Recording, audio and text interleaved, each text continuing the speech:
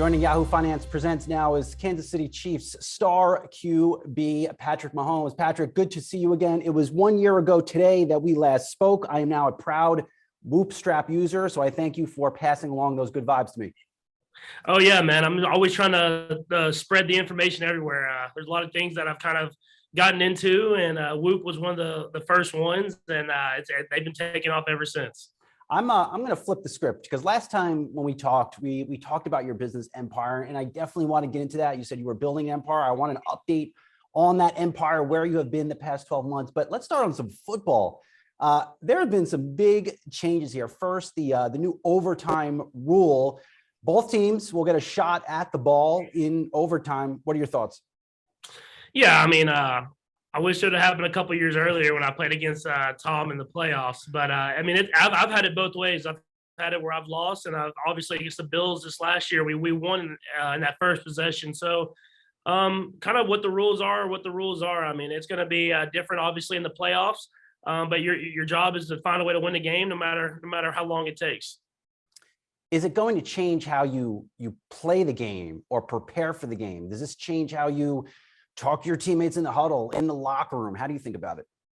Yeah, I think it'll change your game plan on how you do overtime, especially when you're in those playoff situations. Do you take the ball first? Do you try to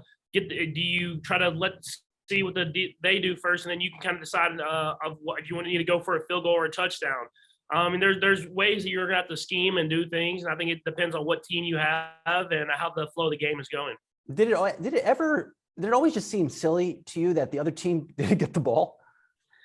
I mean, it's definitely different, especially in the playoffs. I mean, you can understand in the regular season because you don't want to just continue to add quarters on guys as we continue to add games and all this different type of stuff. I mean, every play is another shot on your body, I guess you would say. So that definitely the regular season you understood it, but in the playoffs it does hurt whenever you play a game that you feel like you should have a chance to go out there and win, and you don't get a chance because the other team makes some plays and they score a touchdown before you even get the ball. So is it fair to say you think this is a good decision for the NFL? Yeah, I mean, like, to me, it kind of is what it is. Whatever would have happened, I'd have been able to go out there and play. I'm sure there'll be moments where you feel like it's a good decision, but then there'll be moments when you score that touchdown first and you feel like it's a bad one. So I think you just go out there and play and try to win the game whatever way. True that. You mentioned Tom. There really is only one Tom, I suppose, right now in the NFL. What do you think about Tom Brady's comeback? Yeah, I mean, I don't think it even really sat in that he retired before he was coming back. So it was, I kind of was having the wedding going on and all that different type of stuff. So before I even realized he retired, he was back. And I think that's how Tom's always been is until I see that there's an NFL game played and he is not in the league, I don't think I'll ever really truly believe that he's retired. Belated congrats too on getting married. Of course, saw the Instagram photos. That is congratulations again to you on that. Do you want to play as long as Tom Brady? Do you see yourself? How old is he? 45 now? I want to play as long as they'll let me, and I know that'll take me taking care of my body, me continuing to build my family the right way, and making sure those relationships are always great and before football. And I think Tom's done that in the right way. You can see how close he is with his family, but as well how much he gives to football every single day. And so it's a great model. If you want to play for a long time and have a lot of success, you got to do a lot of the same things that he's done, taking care of his body on and off the field. Yeah, I'm definitely trying to follow his lead. Apparently, he walks around with like a gallon of water a day and drinks a couple of them. So whatever he's doing, he must be doing it right. Another interesting thing too, and a stat I came across: once week 1 starts, as it stands right now, we might have 11 different QBs start at that position. I mean, how do you explain that rate of change? 11 new QBs. Yeah, I think it's just how sports have kind of transitioned over these last few years. I mean, you look at basketball, you look at baseball, a lot of stars are going to different teams, and guys are trying to find the best opportunity for themselves and the best opportunities for those teams to try to win. I mean, at the end of the day, that's what you want to do is you want to have success for yourself, obviously, but you want to have success on a team. And I think guys are trying to get to the best position for themselves for those two things. And there's a lot more mobility. You can win and you can be marketable. You can do all that different type of stuff everywhere. So I think guys are just trying to find the best opportunities to go out there, win, and have success in the football field. You had a pretty amazing playoff run. It was a real joy to watch out from the outside looking in. How are you preparing to bounce back from that type of season? Yeah, I mean, we did a lot of things. We battled through a lot of adversity this year. We started off not the way we wanted to. We found a way to catch a groove, and then obviously we got to the AFC Championship game, but we didn't get to the Super Bowl, and that's always our goal, is to get to the Super Bowl and win it. So you got to learn from your mistakes you made throughout the season. You got to take away the positives that you did and try to be better the next year. I mean, everybody's getting better, especially in our division. And so for us, we have to go out there and try to be better than we've ever been, and try to give ourselves another chance to compete for a Super Bowl. How did you see yourself improve season over season? And what tweaks do you want to make to your own performance moving forward? Yeah, just continue to get better and better from within the pocket. I mean, I feel like I've always been able to make plays happen outside of the pocket, but when defenses know that, I mean, they've had a lot of tape on me, just like I've watched tape on them, and they're trying to do stuff to put me in bad situations and not let me get outside the pocket and make things happen. So I have to be able to continue to get better from within the pocket, getting the ball out of my hands, taking what's there when defense is playing these real deep coverages against me, and hopefully make positive plays happen that will help our team win football games. Talk to me about your business empire. Since we last spoke, about 12 months from that last conversation, what have you been investing in? What have you been up to? I think I've just turned everything into crypto these days. No, I'm joking. No, I've done a lot. I mean, I've obviously stayed with the people that have been true to me. People like Airshare, people like Whoop, Hyperice, the places that I've been invested in for a long time that I truly believe in, that do it the right way.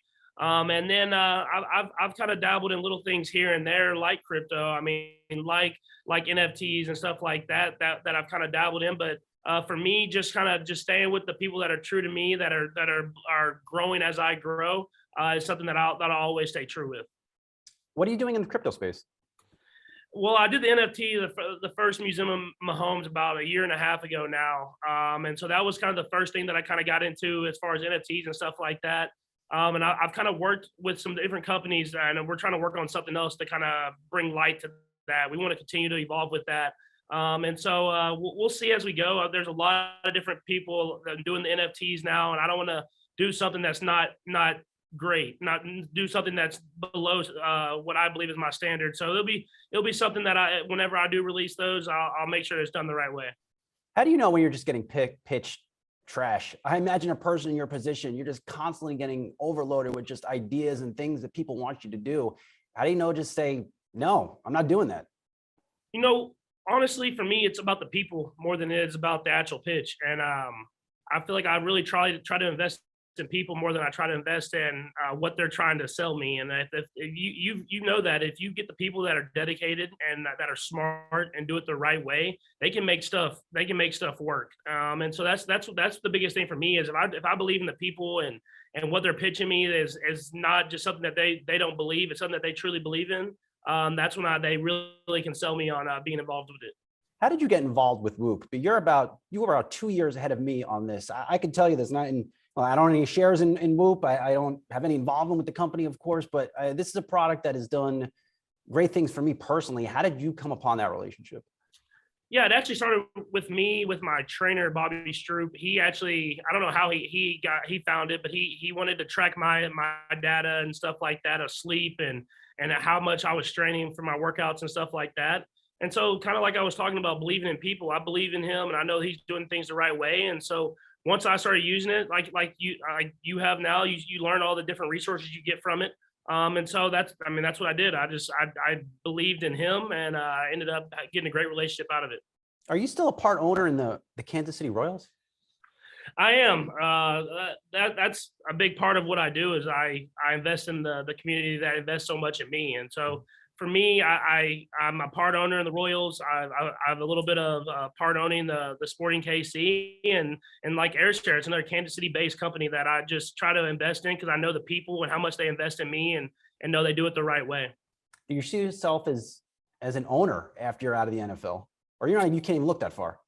Yeah, it's very far away. I know NFL is probably the hardest one to become an owner in, but I mean, it's something that I want to be a part of sports. I want to be a part of sports my entire life. And obviously I'm not gonna be able to play forever. I mean, Tom might prove me wrong. but I'm gonna find a way to be a part of sports in whatever way possible, and that's ownership, that's coaching, that's being in the front office, whatever that is. I want to make sure that I'm a part of it.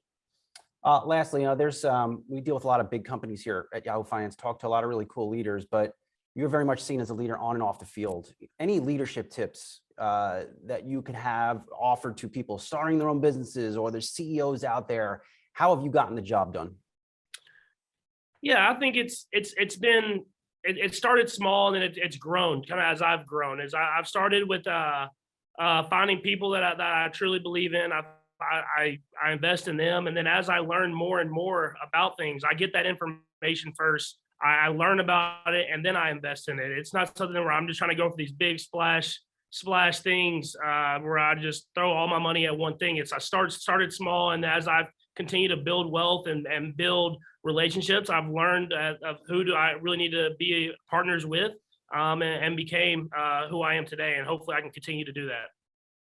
Lastly, how has being a father changed your approach to the game? I think when we spoke last time, your daughter was just born. So it's about over a year now, right? Yeah, she's 13 months now. So, it's definitely changed. It changes your life. I mean, you have to really think about everything that you're doing, because you understand that it's not only you. I mean, I have a wife now. I have a baby girl who's 13 months. And so everything I do is kind of for them. I mean, I can't just be going out there and playing football and have no other thoughts about it. It's about building a legacy, building something special that one day I'll be able to leave for my kids. Lastly, you winning the Super Bowl this year. I mean, that's the goal always. And I think we got the team to do it. So as long as I have Coach Reed coaching and Brett Veach putting players around me, I think we'll always have a chance. All right, wish you much success in the season ahead. Look forward to talking to you again soon. Patrick Mahomes, thanks for joining us. All right, thank you.